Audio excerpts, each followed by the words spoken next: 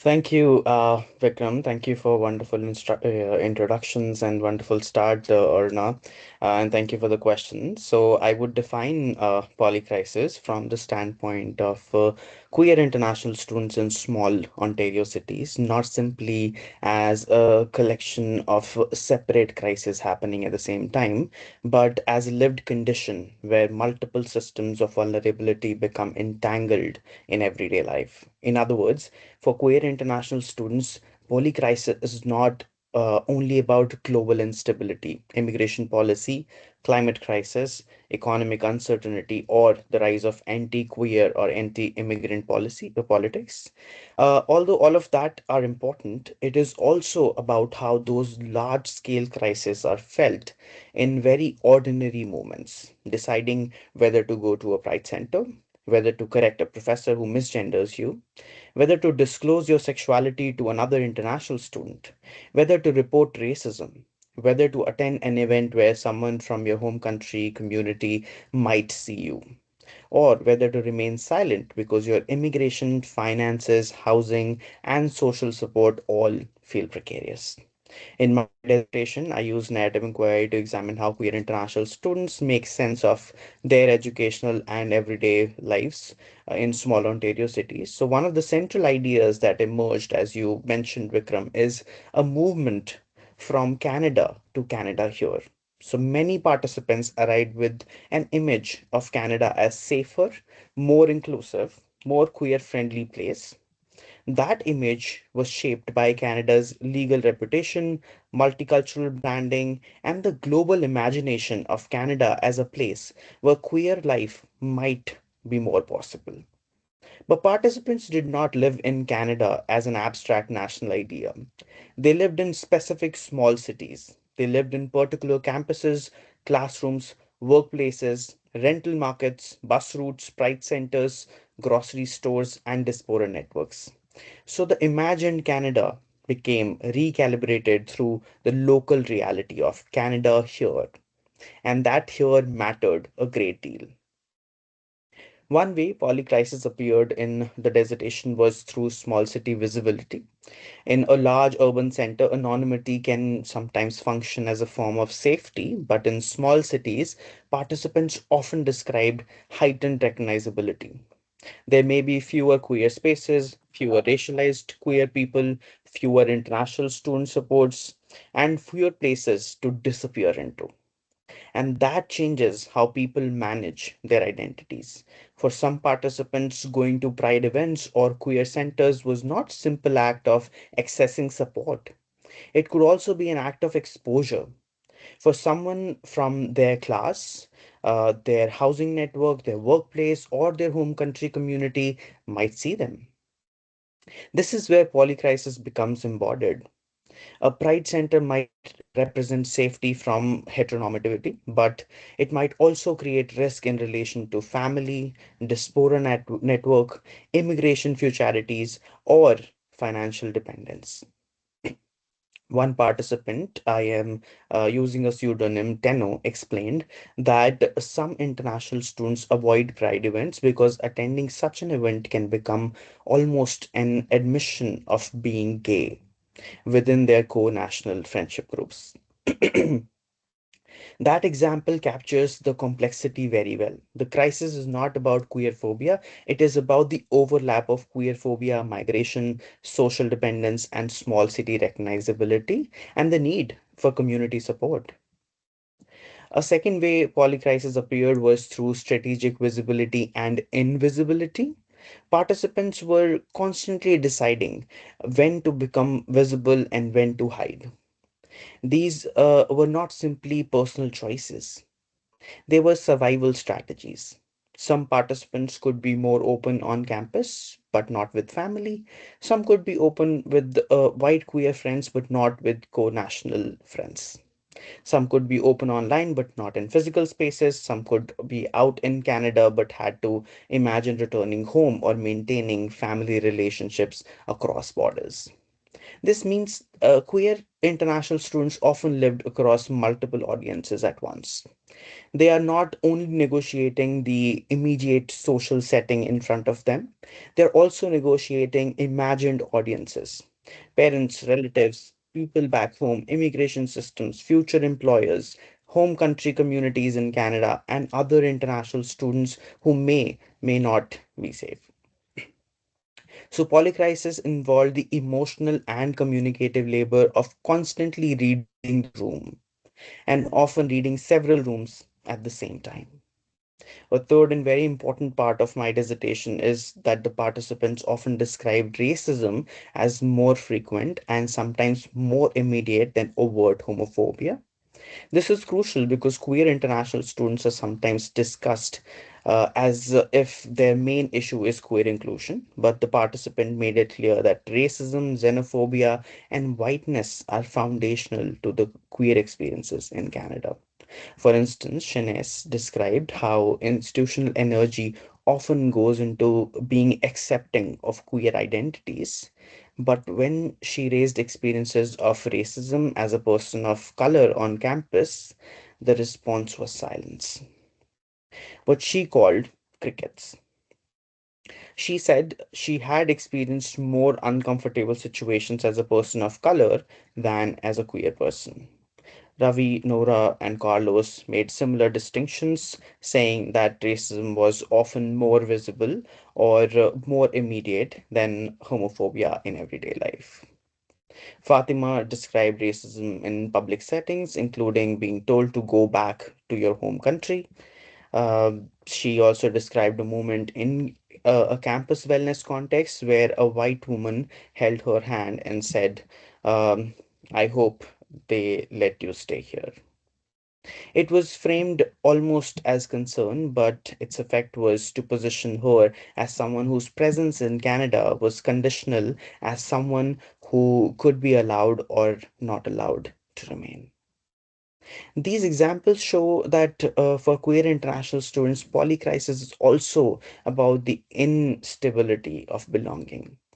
Even when Canada is imagined as inclusive, participants encounter constant reminders that their presence is conditional racially, nationally, culturally, sexually, and institutionally. A fourth part is the contradiction between institutional inclusion on paper and vulnerability in everyday life. Universities may have pride centers, diversity statements, anti discrimination policies, international student offices, and wellness supports. These are not meaningless, but participants often obviously valued them, but the problem is that inclusion often remained uneven, fragmented, or dependent on individual staff members. For instance, participants described queer spaces as necessary but also white dominant. Fatima described queer spaces as whitewashed and pointed to racist jokes being normalized in the spaces that were supposed to be safe. Alex described how racialized queer students could become the only people of color in the room and then be pulled into white people's race talk, almost as reference points. Juan described attending a pride related event with his husband and still feeling like an outsider because the space felt already socially organized, mostly white, and in his words, Canadianized. Rahul described a pride space as technically safe but culturally misaligned. No one was actively including him, but he still felt they were not on the same wavelength. These examples matter because they challenge the assumption that queer spaces are automatically safe spaces. A space can be queer affirming and still racially exclusionary. A space can be open and still not feel usable. A space can exist institutionally and still not hold the full complexity of international students' lives. This connects to another major finding that I call as double bind of intersectional community. Participants often felt pushed to choose between white queer spaces where they might experience racism or tokenization and racial or diaspora spaces where they might encounter homophobia or transphobia.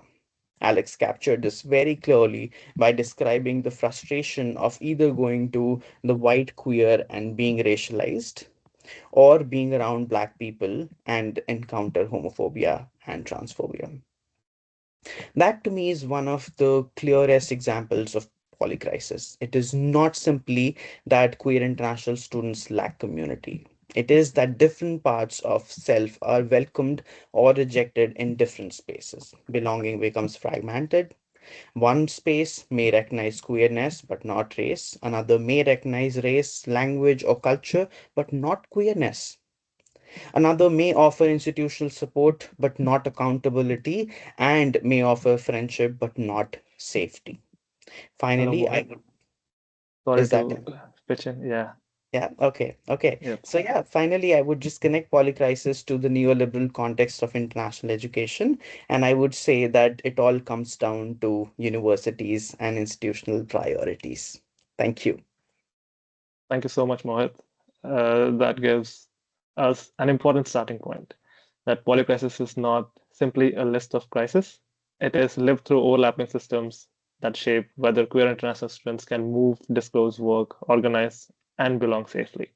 Your response also raises a larger structural question.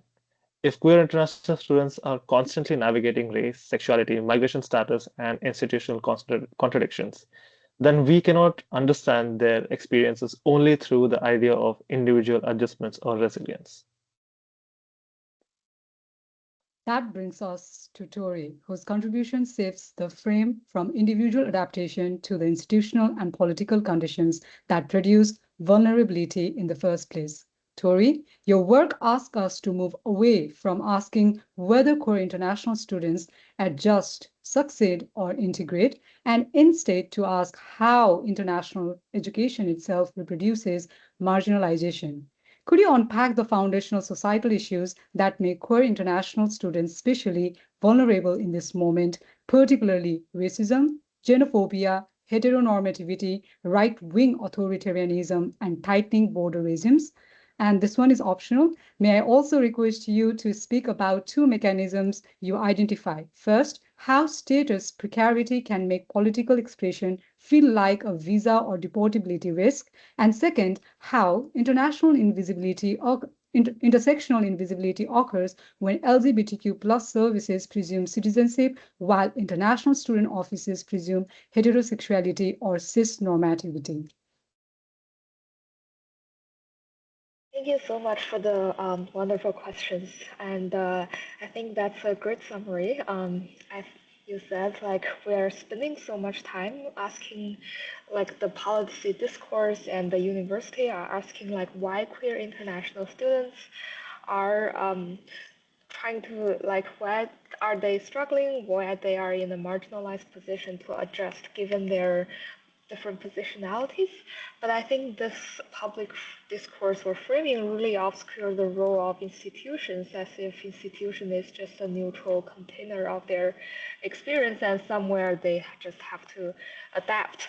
And also like I feel queer international themselves tend to think that if they somehow don't fare well in a place or having trouble securing permanent residency afterwards, it must be their personal failure or they must work harder. This kind of neoliberal discourse can easily enter into the conversation. So I really hope to shift the spotlight to ask like what kind of vulnerability are produced by international education itself. And as a sociologist by training, I think this shift is applicable to the entire field of migration studies so that we can understand the big structural problems and not putting all the responsibility on the individuals themselves who are already multiply marginalized in many ways. And I feel like Mohit already brilliantly noted the very detailed lived experience of this uh, life condition of queer international students under the era of polycrisis. Um, And so I try to speak more to the, I guess, to the structural part and try to add more about the part about institution, where Mohit has, I'm sure, has more time to more things to elaborate if given the time restraint. So again, as Mohit emphasized, that this kind of polycrisis doesn't manifest in an abstract way. There are not distinct silos where we can separate the issue into racism plus heteronormativity plus this plus that, but rather it's a lived reality. It's a totality that cannot be really reducible on a everyday in their everyday life. And I think this lived reality become connected through the very institutions that they go through. For example, the visa system, the universities, the labor market, their family, which is often also transnational, etc. So speaking of the structural issue that make queer international students more vulnerable at this time, I think what the rise of right-wing politics and the changing migration policies are really something that's quite distinct in the recent years, especially in North America, where I conduct my dissertation research on both the United States and Canada. And a lot of times they are more connected and manifest in, even though we're more talking about the Canadian context for this panel, but they are all connected. So I think the rise of right-wing politics is not only something that they read on newspapers, but rather it changes their daily sense of what is safe, because institution often operates in a black box way. Suddenly you read about this policy change and it affects so many people, and I feel like international education is such a long journey. You have to plan so many years ahead, and in the institution itself you are spending like at least 4 or 5 years, and with these uncertainties created by the policy changes, and also the different policy across like different provinces, like you suddenly have to face this heightened uncertain reality. um, it may very be it could be very different from what you planned many years ahead, and the situation is constantly changing. So I feel like this black box kind of way that behind the policy change and behind this immigration control really comes out as a change of overall ambience in which they think about everyday choices, whether they should trust the university office, whether they come out, whether they post something more political online, whether they file a complaint, and whether they can imagine a safe future in the host country. So these are like decisions that are all connected to the policy changes. For example, using last year I was in the United States, even though I'm enrolled in a Canadian institution, but I was there for a exchange fellowship, and the sudden changes in the election and all the sudden changes in the policy really affected me in a way that I can't even fully describe. After I read the news, I fear this. There's this general fear of what is going to happen to the entire world, to the entire academia, when there are so much funding cuts, the rise of right-wing politics, and also like the fact that we're all connected. The conferences are held in a lot of conferences are held in the United States. People traveling across borders. These uncertainties really put a lot of stress on individuals' life and institutions. um, I feel like there's more disjuncture between the changing institutional phases and the individual, how the individuals navigate them, because individuals don't know how to respond in the most optimal way and the safest way. So, whereas in this time, the queer international students are included as like international tuition because of the funding shortage in a lot of different facets, and also as diversity, as future skilled workers, but they may feel very disposable when immigration policies turn against them, and whether when queer and trans rights are attacked or when universities choose risk management over protection of their individual students. So everything makes this belonging more conditional. They have to be careful with their speech and visibility and how they deal with these everyday institutions. So, and the second, I just want to make sure that I highlight this before my time ends, is also like how this different intersectional invisibility is created, because I feel like it is an institutional effect of how universities divide care into different administrative categories, and the student is fragmented. For example, the visa status over here, sexuality over there, race and diversities in a different office, mental health, political expression, they all belong to different departments and institutions within the university itself. But in their actual life, these are not separate problems. These things are lived together in a totality that cannot be easily separated. So I think this is also where the idea of polycrisis become very concrete. It's not something just out there in the world system. It's reproduced in these everyday misalignment between the institutional categories and the lived experiences. And the way that institutions operate is also that through statistics, through numbers, who are lumped into categories. Queer international students may not even be a visible category altogether. Maybe international students belong to one category and queer belong to another category. And when talking about DEI policies, how they are executed, it's also through these statistics, so that a lot of the lived reality is obscured in such logic.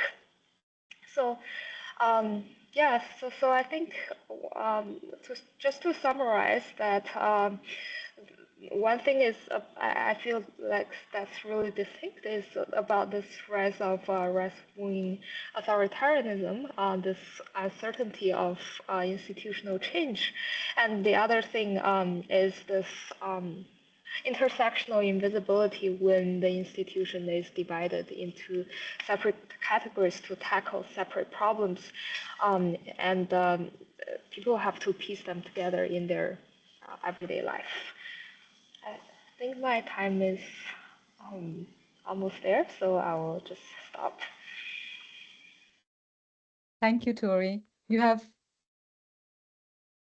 just a minute. Yeah, I'm sorry. Yeah, you have helped us see that queer international students' vulnerability is not accidental.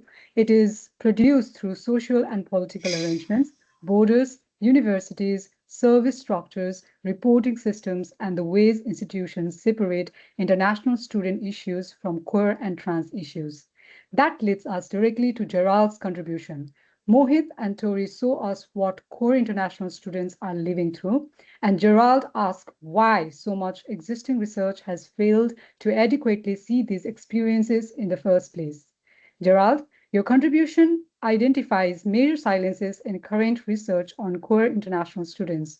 You argue that queer migration is often theorized without sufficient attention to coloniality, and that Western states are sometimes framed through homo-nationalist narratives as simple liberators of racialized queer people. Could you speak to the consequences of these research silences? In particular, what happens when international students are imagined as cisgender, heterosexual, economically privileged, temporary, and apolitical? And what responsibilities do scholars, especially white Canadian scholars and professors, have in challenging Western-centric frameworks that erase queer international students' political lives, transnational solidarities, and complex relationships to both home and host context? Sure, I can. Thank you, Aruna, for that. I just want to say that it's quite a privilege to be here in this session, and I'm really enjoying the discussions and the quality of discussion already as it's unfolding. So I'm very, very impressed. It's great to be here. I want to say before I launch into what I have to say that I actually want to take up a smaller amount of space in this session. Me being a white person, I think I'd like to leave most of the space to other folks. However, I was asked to be here and I do have some things to say. So I will launch into those sorts of things. So part of the question was about silences. And I want to, I don't know, complexify or problematize that word a little bit, because to me it feels like a kind of consciousness or intentionality behind silences, and probably that's valid to a certain point. But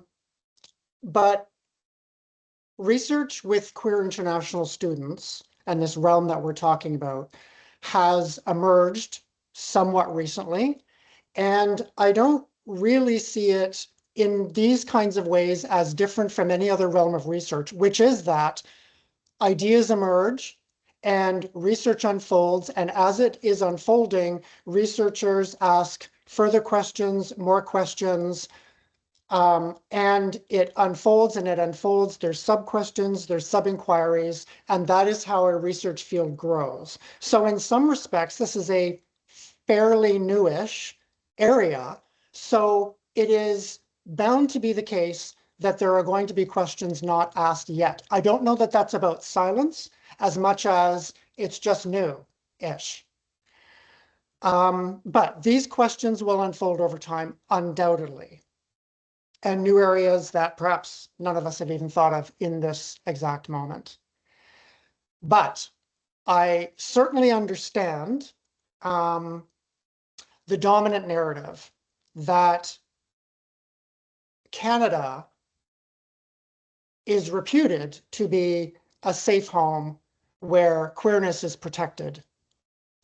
And the underlying implication is that other nations out there beyond Canada are sort of hellish on the score of queer rights for queer nationalists. And I want to say that these points are neither fully true nor fully false, but they are in fact true and false at the same time and by degree.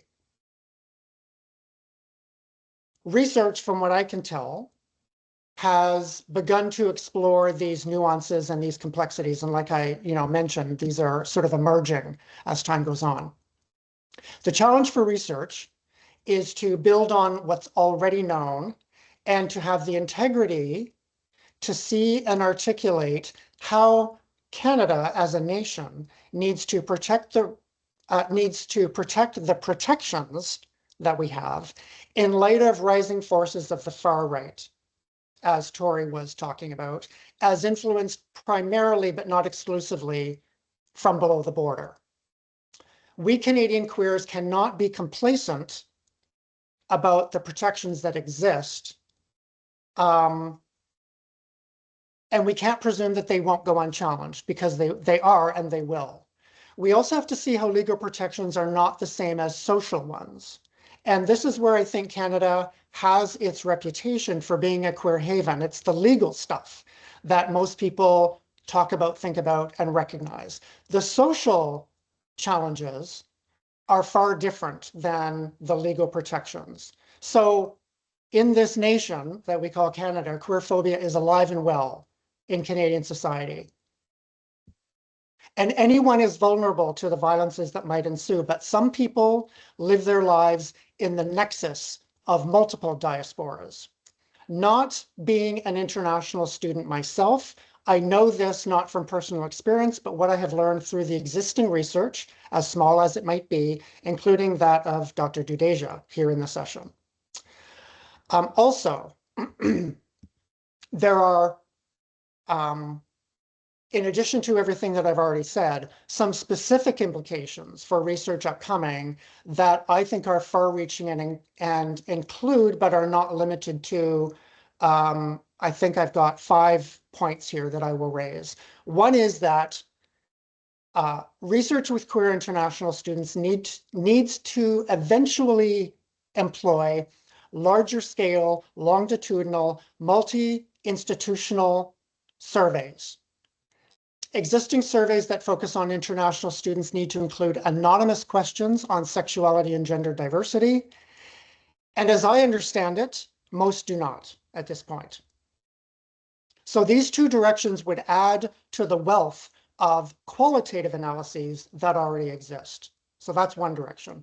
Another one is that research needs to consider queer international students who academically migrate to regions in Asia, Africa, and Latin America, rather than defaulting to the idea that all queer international students will end up in Australia or the UK or Canada or the US, the reputed lands of opportunity. Colonial countries are not really the only game in town, so that doesn't get much attention at all. Third, research might investigate how services on campuses for international students are typically ill-equipped on matters of queer cultural competence.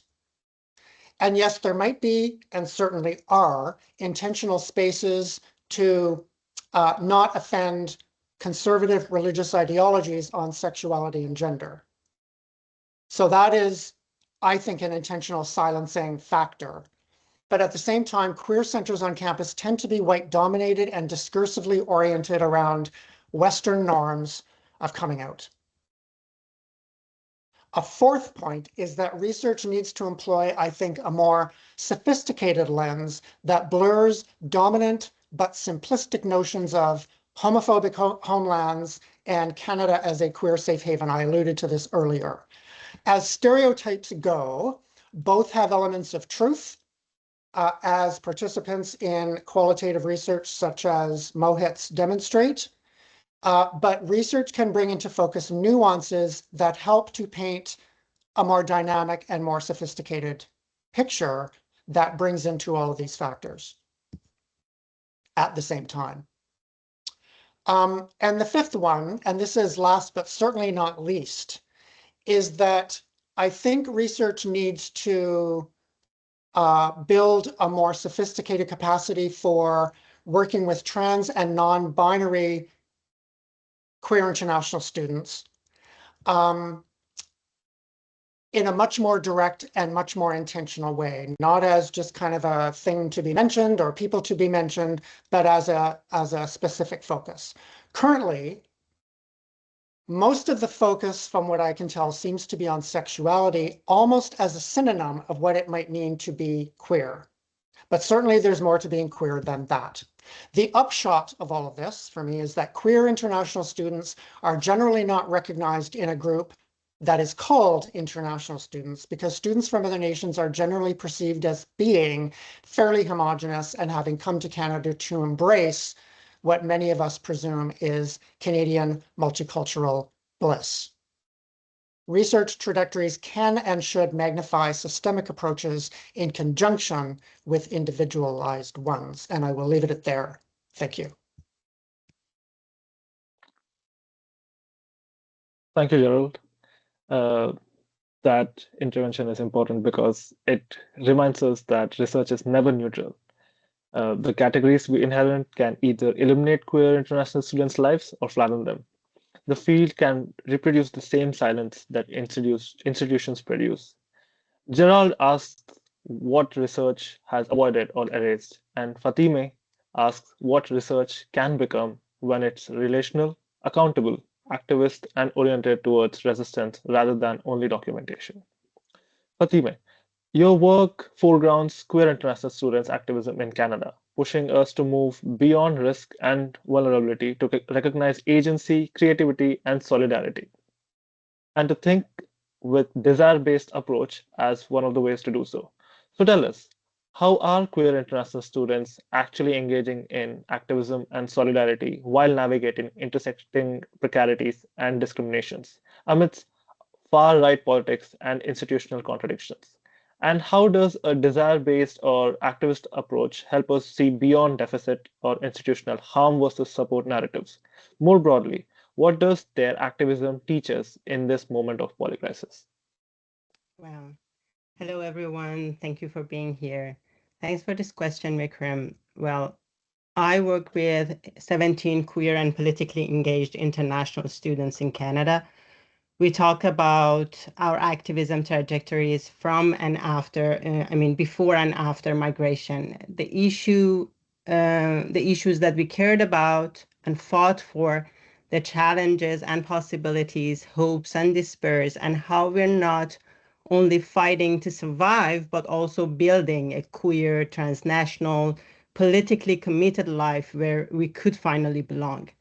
Generally, participants expected greater queer safety, academic freedom, and political space in Canada, as everyone discussed. Nearly all experienced disillusionment once confronted with immigration precarity, racism, queerphobia, and institutional silencing, police brutality, and increasing surveillance, especially after the global rise of Palestine solidarity since 23. And yet they keep showing up. These conditions push them to create possibilities for different forms of political engagement that are more complex, more strategic, and I argue more generative. What I see is not disengagement or mere silence, but what I now call, for now, I don't know, later, political reorientation. What I mean is that as participants enter this new social and political structure, they do not simply continue their previous activism. They change their priorities and engage with both Canadian and transnational issues while maintaining or transforming their connection to to the politics of their home country.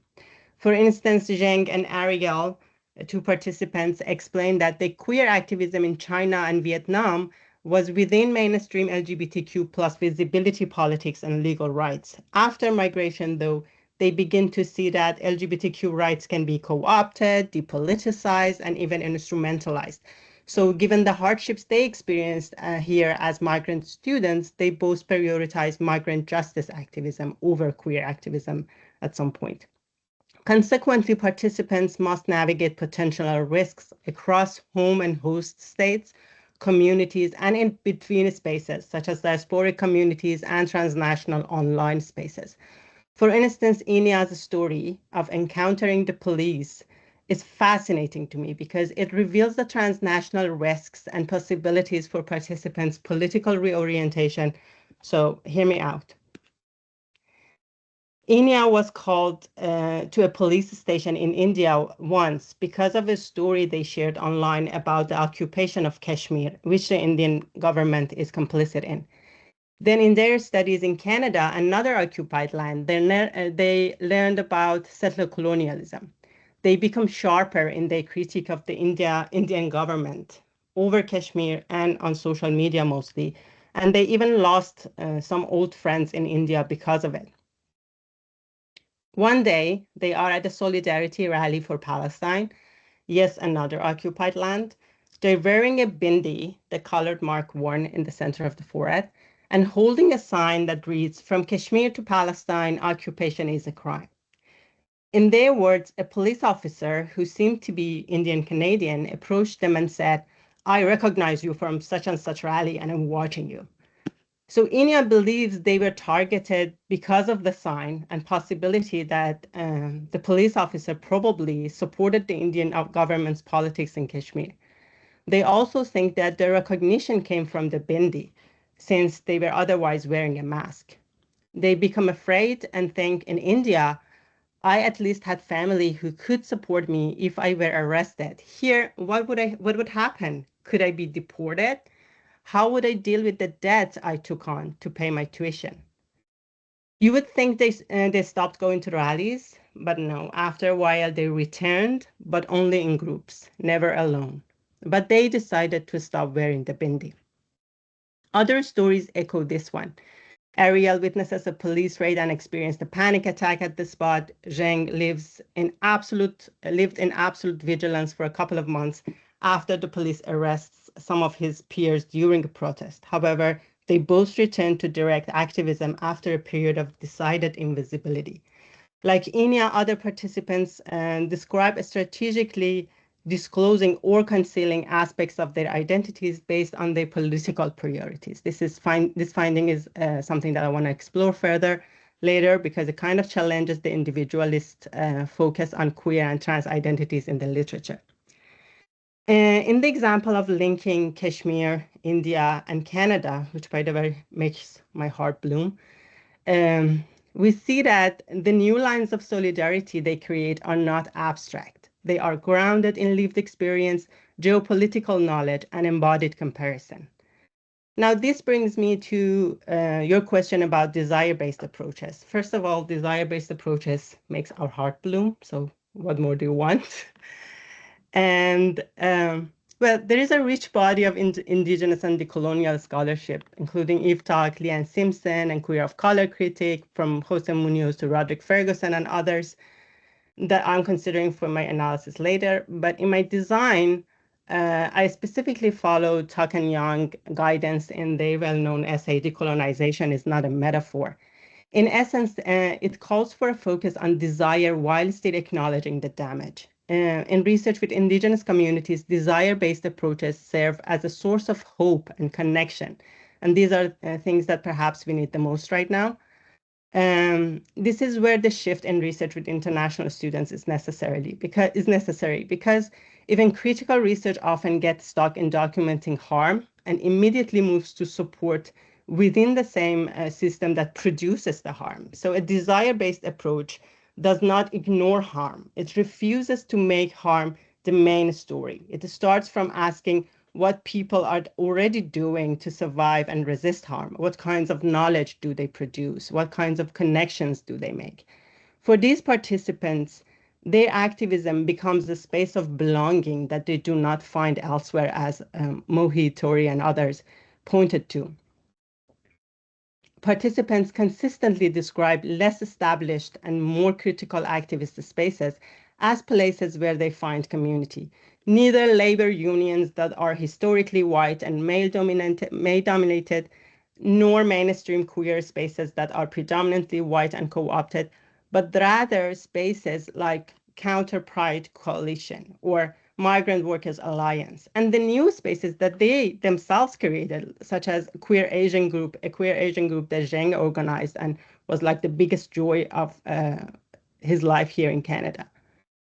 Participants teach us about the state of higher education in Canada and the rest of the global north as a site of contradiction. They profit from international students on market inclusion while participating in their surveillance and silencing. They offer at times exceptional critical education, such as settler colonial studies, but they make an exception when it comes to genocide in Palestine. And what we see is that queer international students are not just recipients of this education, they are weaving new threads of understanding through their lived and living experiences across multiple regimes of power. Through activism, they are producing political knowledge that their institutions are unable or unwilling to produce. That's all. Thank you.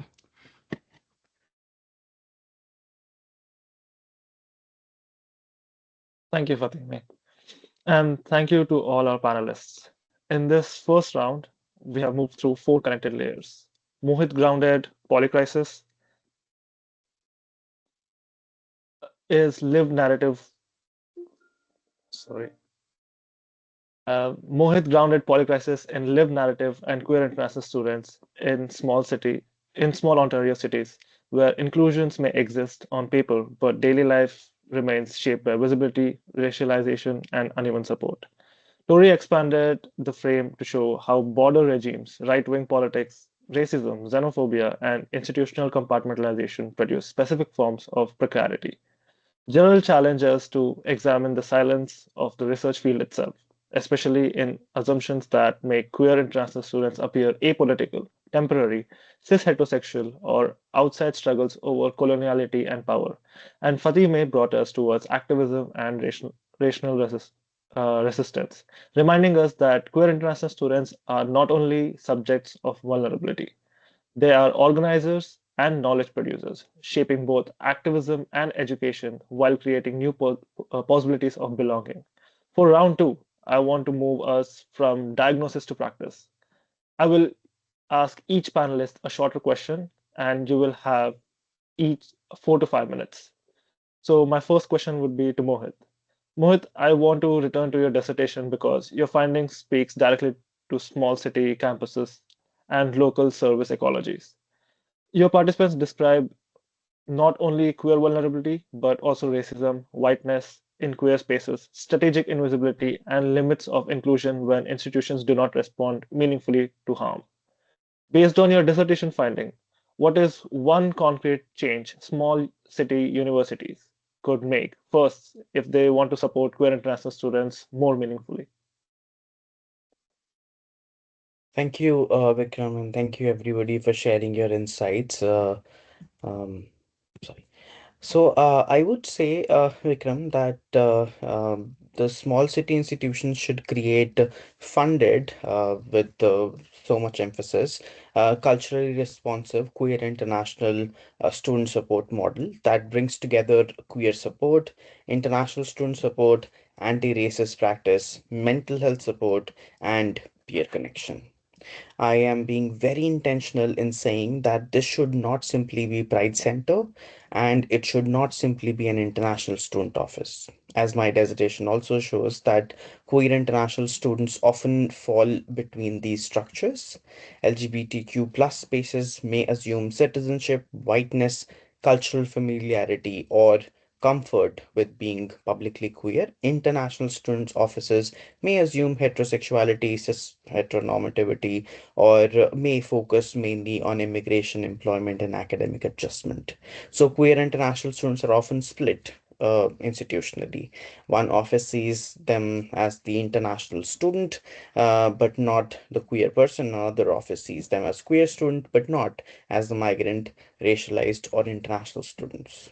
So, a meaningful support model would need to be intersectional in practice, not only in language, which often happens. It should include culturally responsive peer support, confidential one on one support, anti racist, queer programming, immigration aware, counseling referrals, and clear pathways for responding to racism, homophobia, transphobia, misgendering, and xenophobia. Peer support is especially important in small city contexts because formal services are very thin and students may not immediately trust institutional offices. As a queer international student may not want to walk openly into a pride center. They may not want their name to be attached to a visible group. They may not be ready to disclose. They may be afraid that someone from their home country, as I mentioned, or community will see them. So support must be designed with privacy, gradual access, and different levels of visibility in mind. And I know for a fact that at many universities, not just in small cities, such peer support system is mostly absent. Or if it is there, that is mostly peer tutoring and that is around academic involvement and growth, but not so much around lived experiences or mental health or well-being. So, for instance, Fatima's participants returned, one of the participant that she talked about returned to protest with a group. That is peer support. And in small cities, I found such peer support mostly absent. The lack of activist spaces that Fatima's participants talked about are what get created when there are intentional support systems created at educational institutions. Peer support could take many important and significant forms, including confidential peer mentoring, small closed groups, online options, newcomer orientation sessions, especially for queer and trans international students, and programming that does not require people to be publicly out in order to receive support. In fact, I noticed that at many universities during the international student orientation, talks around queer spaces are completely absent. Like there is just no information provided about the existence of these spaces, assuming that people would know about it. Yes, in Canada, people might know about it, but people who are coming from outside, they don't, because that does not exist in many countries. So I would just conclude by saying that for me, this is the priority because it addresses the double bind that came up repeatedly in my dissertation. So in one sentence, I would say that small city institutions need to move from symbolic inclusion to infrastructural care. That means not only saying queer international students are welcome, but building funded, accountable, anti-racist, immigration aware, and culturally responsive system where they can actually be supportive. I mean, it's supported and is not left to their unpaid labor. Thank you. Thank you, Mohit. The answer brings us to the question of institutional responsibility. If universities benefit from international students' mobility, then support cannot remain symbolic or optional.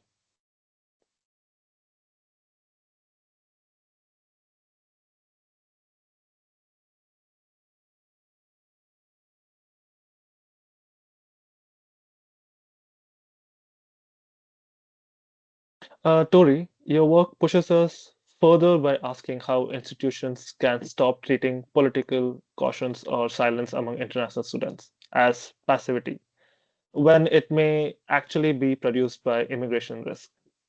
So, if political engagement can become a status hazard for queer international students, then would it mean for universities to treat civic participation and activism as right rather than risk? And briefly, how should institutions recognize forms of quiet resistance, survival, and solidarity that may not look like visible protest but are still politically meaningful?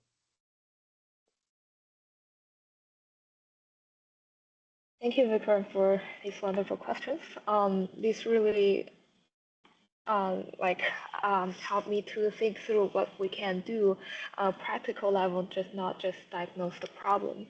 So one thing I want to highlight is maybe to for the institution to really approach the issue of queer international students and the infrastructure support through a trauma-based incorporate this trauma-based lens, because oftentimes there are support out there. For example, there are attorney's office. Sometimes there are LGBTQ center on campus, and such information. If you know that they exist, or like if you are looking for it, then you can probably find it somewhere in some of the emails or websites. But I think with queer international students, some of them are coming from a very repressive background that can itself be um, these their habitus around their sexuality when they don't maybe feel even comfortable in reaching out to these services because of what they're more used to in their home country. Maybe such issue cannot be even brought into attorney's office because law is not on their side. And also for LGBTQ center, as Mohit also mentioned, that maybe sometimes when you walk into it, it means that you are coming out almost to everyone without even asking. So they may not even be able to make it there, or they're probably, even though such infrastructure are available in the university, they probably sometimes the real accessibility is still an issue. So I think one thing, as Mohit also emphasized, is providing this infrastructure. Of course, is important, and I think on the other hand, it is about how to let queer international students really utilize them and make feel comfortable in these places, make their way to these resources, empower them to know that not only such thing exists, but that it just creates this sense of safety that these things are can be used on their sides. And in terms of, I think, legal infrastructure particularly, I think it's with my experience of my participants and also my personal experience, I think it's essential to provide free, accessible immigration services and experts who understand both student visa and as well as LGBTQ asylum or human rights claims, because they're oftentimes separated and not always brought together, unless in the case the lived examples of queer international students.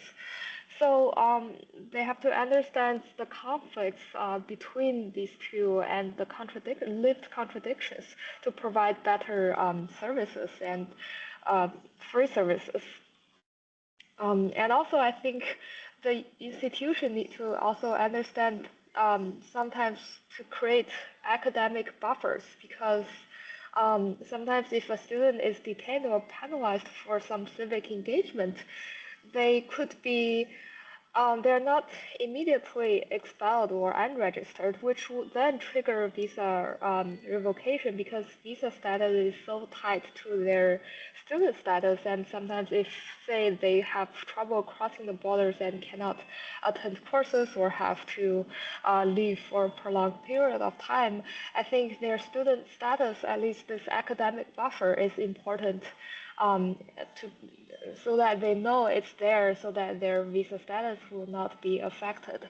At least even though the institution, the higher education may not be able to combat the state power totally in a very direct way, at least I think the students should be aware. The institutions of higher education need to make students aware that they're actively doing these things, so that at least something is on their side. For example, the registered status or their grades. So these are some of the smaller ways that I can think of, and also this is connected to the second point that we often imagine like activism and political involvement as very public and visible based on North American model, like marching, speaking, organizing, filing like big complaints. These things definitely matter, but I think for queer international students, political life may also look quieter. It may look like helping other students find a queer-friendly doctor, or it may look like translating legal information into another language. Or it may look like warning friends about unsafe places, or like even creating online groups and these informal spaces so that people can talk about their feelings and their problems collectively and honestly in such safe Sorry to spaces. jump in, Dr. Tori, but we're done with the 5 minutes. I would kindly request you to wrap up soon. Yes.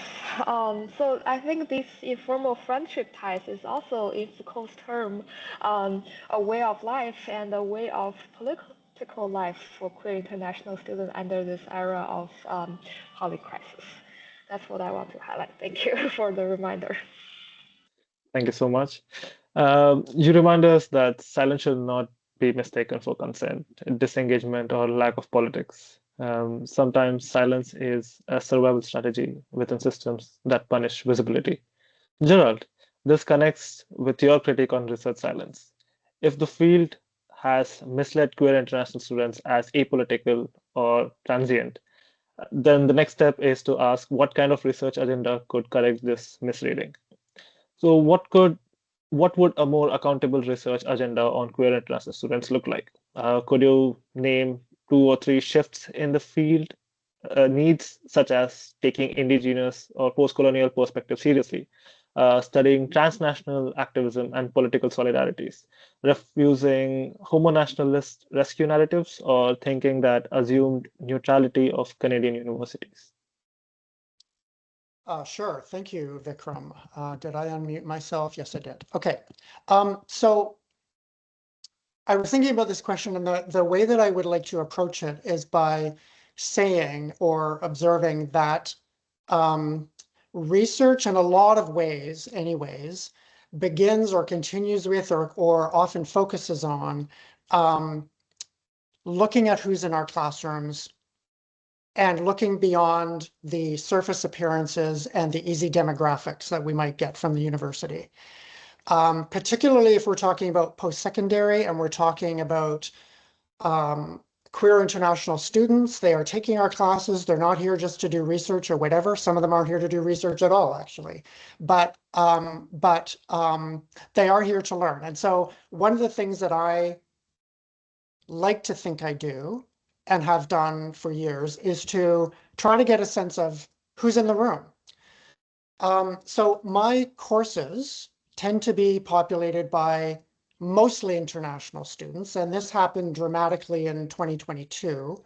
And that compelled me to think about who's in the room, and it compelled me to try to refine and revise the pedagogical strategies in light of the additional barriers that I was learning international students tend to face that domestic students typically do not. And one of those things, and this goes to research as well, because researchers need to know who they are and where they are positioned. I strive to see the colonial air that I breathe and that I have always breathed. And that is a process. I can't see it to its fullest, and I never will be able to. But through ongoing self-reflection and through ongoing interaction with students in my course and getting to know them in a deeper kind of way that I'm getting at, and learning from Indigenous scholars and scholars of color, the colonial, I see more and more how the colonial context shapes and limits my work as both an instructor of post-secondary courses, but also as an academic doing research. And I've come to the reality, I think, that for me, there is no escape. Colonialism is in my head. There is no true 100% escape. I will never get there. So it continues to influence not only my practice and perspectives, but the way that I think about research and the way that I conduct research and all that sort of thing. I will, after all, always be white with European heritage. I can't not be. But research agendas, I think, can be guided by what students have to say through current and previous qualitative studies, as well as what students say in the classroom. So it is my job, I think, to create a classroom or try to create a classroom where I'm acknowledging the limitations and I'm kind of inviting them without being didactic about it. I'm inviting students to be more of who they are in the space. So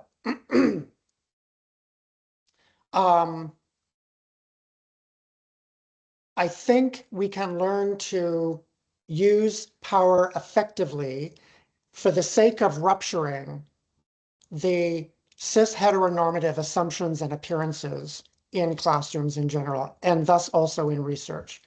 So for instance, we can make the point, thank you, we can make the point about asking about pronouns and family structures and invite people to participate if they want to. We can talk about queer culture on campus and in Canada as a nation, not only as a loosely connected array of queer cultural groups, but also as a realm of political politics that shapes knowledge and perception. And if I am speaking these things out, it invites, hopefully anyway, students to contribute back. Working to bridge distances of difference seems to be a very hard thing for humans to do. And the territory we're talking about today, I think, is another example of that.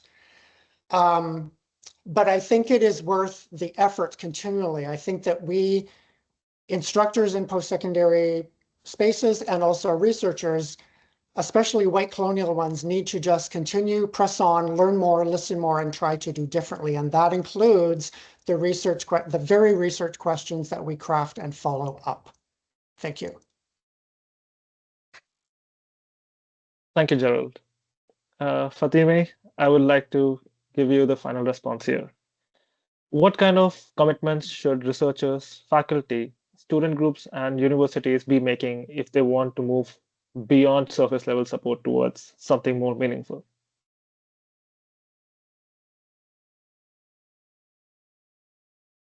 I You're believe you're muted, muted. Fatemeh, you're muted, sorry. Sorry. So thank you for this question. I want to answer this with an emphasis on the importance of material conditions. As you know, international students are discussed as either cash cows generating revenue for institutions and nation states, or scapegoats for the material conditions of the citizens of the host country, as they were scapegoated for the housing crisis in Canada.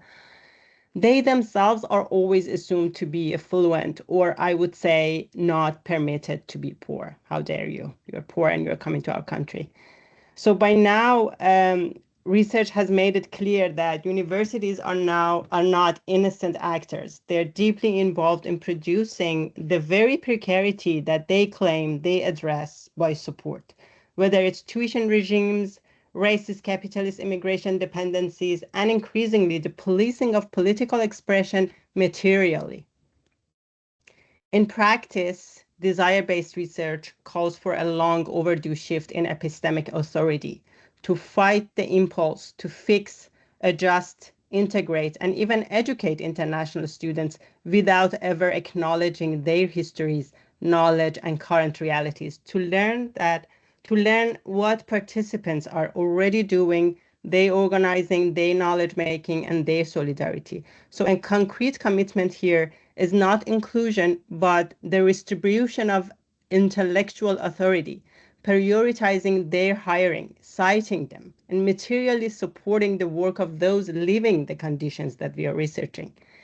And then reciprocity must be reorganized materially again, not only by institutions, but also by unions, by political organization and students groups. In my fieldwork, participants are paying the cost of activism directly, like the loss of subsidized housing or bans from TA-ship. So reciprocity cannot mean merely symbolic recognitions, which by the way, it barely exists.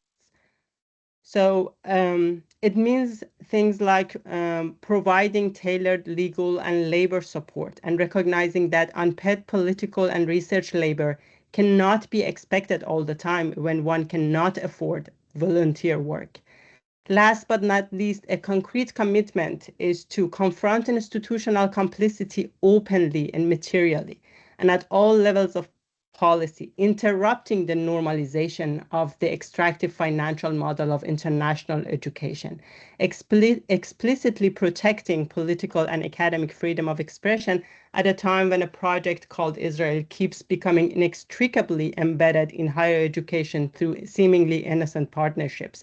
Look for all the AI projects. My supervisor obviously was worried about my employability if I shared my Palestine-related findings. We're living those costs that we are talking about. So I responded citing Azad, one of the undergrad participants who positioned her keffiyeh clearly in her Zoom background. She said, I make sure that my keffiyeh is always visible, especially during job interviews. So positioning queer international students as teachers, I'm talking about that epistemic shift. I learned that there's no time left to accommodate fear at this time and try to fit it through compliance. Otherwise, we keep reproducing the same frameworks that we critique. I asked Ariel how he found the courage to return to rallies after witnessing the police raid. And they responded, whenever I'm scared, I remind myself that I have so many like-minded activist friends, and I trust they will not leave me alone if I get arrested. So relying on that, I would recommend that in our research, practice, and activism, we prioritize and nourish these networks of care and alternative spaces of belonging, as Mohit, Tori, and Gerald also pointed out. And I guess we should trust each other more. That's all. Thank you. Thank you, Fatemeh, and thank you to all our panelists.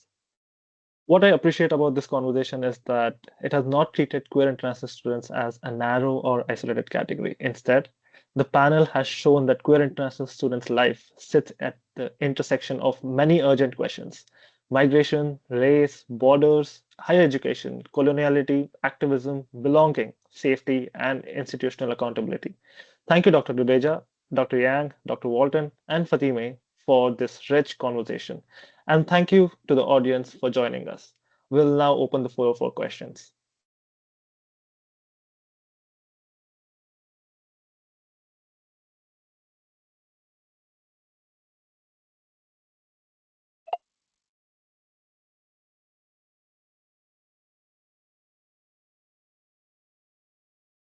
Hi, I had a question. So um, there was mention about shifting the epistemology and, the material conditions and actually citing intentionally scholars that traditionally may not have been cited.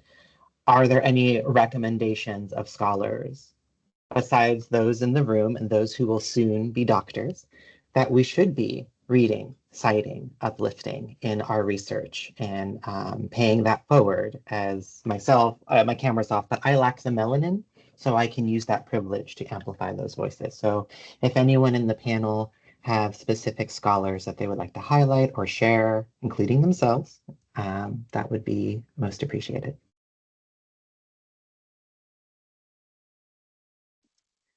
So I can briefly address that, not with the specific names, but mostly saying that RIS website has a very rich collection of a lot of scholars who were at some point international students. In addition to that, the Journal of International and Comparative Higher Education has an issue every year, I guess, that is for emerging scholars. That's also another good resource to look into. But beyond this official citing, it's also important to cite our participants whenever we are using the knowledge that they shared with us, or also like we know that it's about like what's came to us through traditions and knowledges that are not that official, like indigenous knowledges. It's also, there are very good resources on how to cite those kind of knowledge. I hope that helps.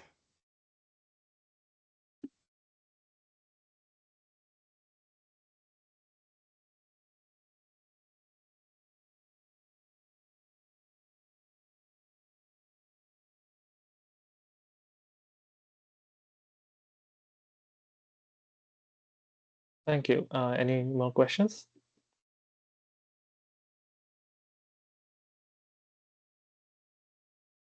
You can also drop the question in the chat box.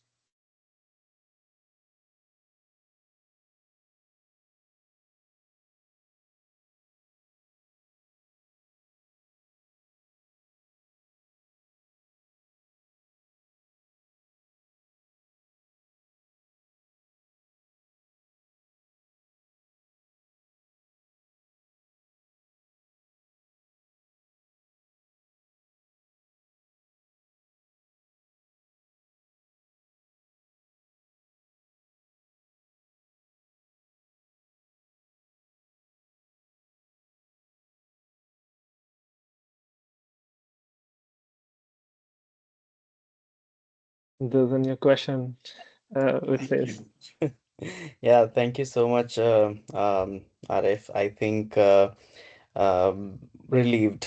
That's the emotion that I've been feeling since defending. I think I can say the same for Tori as well, right, Tori? But yeah, please feel free to share.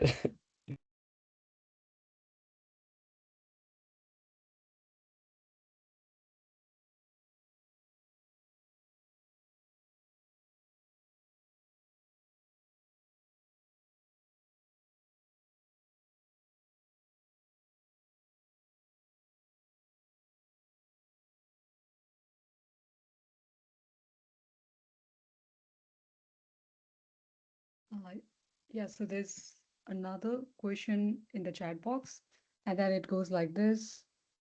I wonder about the extent which your work feels that queer is a cultural construct which is understood widely by your participants, or the ways that understandings of this construct likely assumes a shared cultural knowledge.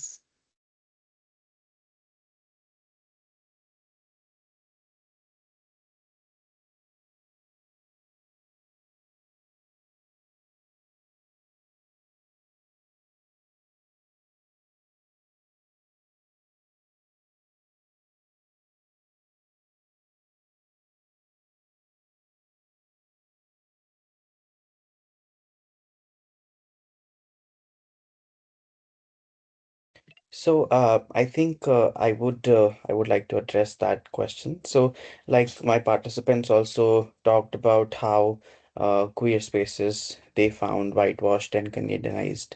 So I think that that does speak to that cultural context of queerness and how many of our queer international students come to Canada from countries where queerness is a punishable offense, right? So there is a different kind of culture of queerness there, and there's a different kind of battle that they're fighting in, those countries, and then they move to countries like Canada that have an image of, being more accepting and opening, but then obviously there's lots of participants, and I can also say from my own experience how, I thought that being queer would be much safer in Canada, and then I ended up being bullied on campus for my long nails or painted nails as well, right? So those kind of things. So I think that does speak to that cultural context construct, how there is an imagined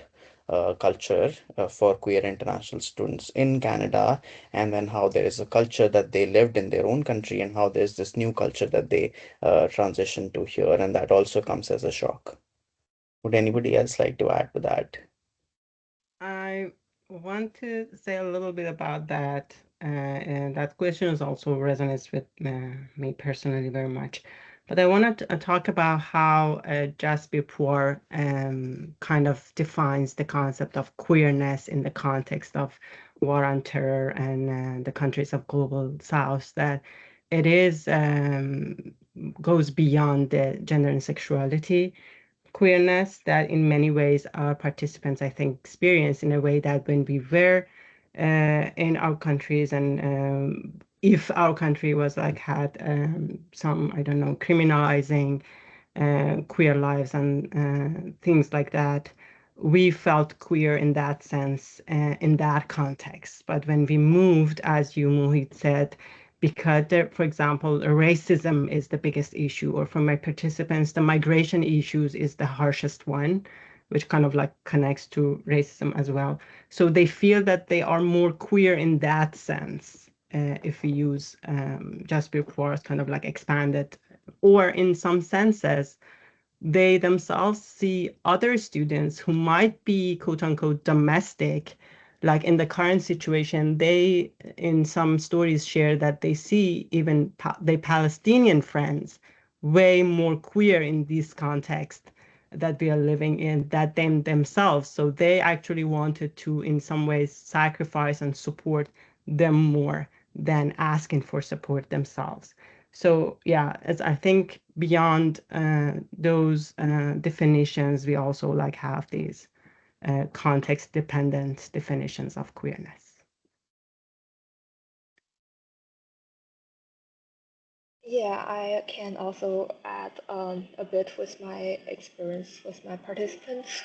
In my research, I asked the interviewers who self-identify, and I feel my observation is that some of my participants, especially who identify themselves as gay men, they just identify as they prefer gay men over, say, queerness. And queerness, I think, carries a more political and sometimes politically subversive meaning in the Chinese context, and it is the Chinese word itself is a direct translation of the pronunciation of queer. It doesn't really have an original word for that, so it carries a very Western kind of connotation as well.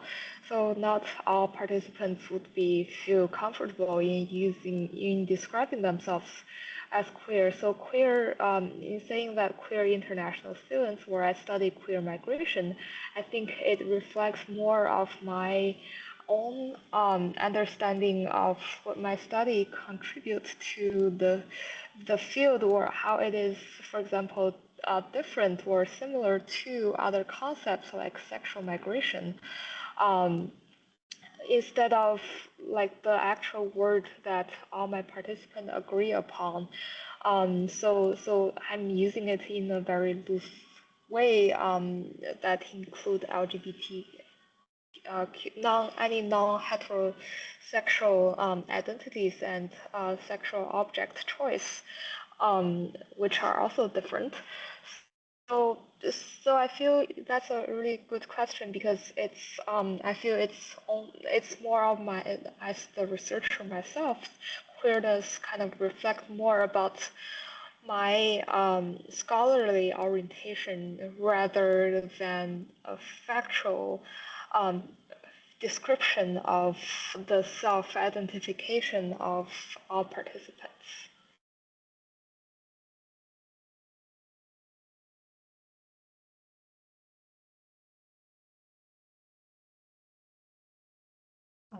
Yeah, so is there any other questions? Otherwise, we'll be wrapping up soon.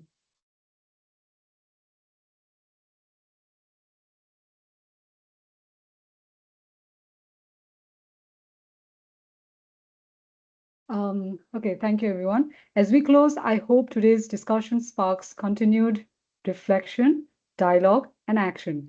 Building belonging in times of polycrisis is a shared responsibility, and we all have a role to play. Thank you for joining us today, and then have a very good day. Thank you, everybody. Thank you so much, everybody. Thank you, everyone. Thank you, Aruna and Vikram, for your Thank you. Thank you, everyone. Yeah, we have our next session in the chat mentioned, so please stay tuned. Thank you. Thank you. Bye. Bye, everyone. Bye. Thank you so much, colleagues. That was a wonderful session. Thank you so much. Thank you. Thank you. Bye. Thank you, Dr. Dudeja.